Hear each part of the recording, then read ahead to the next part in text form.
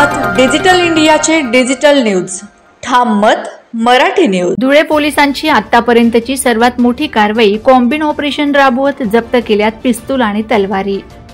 धुळे जिल्हा पोलिसांनी आगामी सण व उत्सवांच्या अनुषंगाने कालपासून संपूर्ण जिल्ह्यात नाकाबंदी व ऑल आउट ऑपरेशन राबवून केलेल्या कारवाईमध्ये 3 पिस्टल मॅगझिनसह 4 जिवंत राऊंड 7 तलवार जप्त करून तसेच 5 मोटरसायकल व 2 पाण्याची मोटर जलपरी हस्तगत करून तडीपार आणि फरार असलेल्या आरोपींवर व गावठी हातभट्टी दारू जुगार व मोटार वाहन कायद्यान्वये धडक कारवाई करीत आतापर्यंतची सर्वात मोठी कारवाई ह्या कॉम्बिन ऑपरेशन दरम्यान केली असल्याची माहिती पोलीस अधीक्षक श्रीकांत धिवरे यांनी यावेळी दिली आहे। ठाम मत मराठी न्यूज साठी सोपान देसले, धुळे।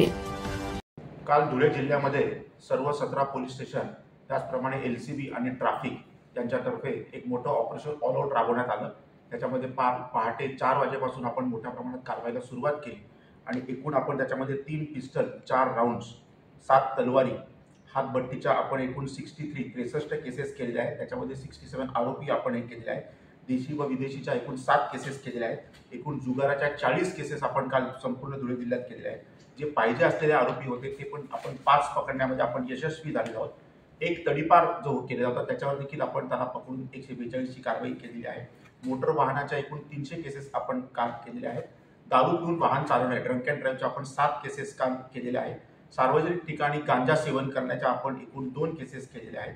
मद्य सेवनाच्या सार्वजनिक ठिकाणी मद्य सेवन करण्याच्या आपण 14 लोकांना याच्यामध्ये पकडलेलं आहे।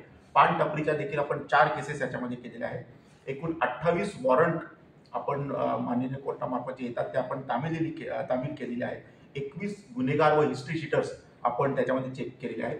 102 धाबे लॉजेस आणि हॉटेल्स हे देखील आपण काल चेक केले होते आणि संपूर्ण दिवसभरात आपण एकूण 24 ठिकाणी नाकाबंदी केलेली होती। याप्रमाणे अतिशय मोठी कारवाई आपण ऑपरेशन ऑल आउट तर्फे केलेली आहे।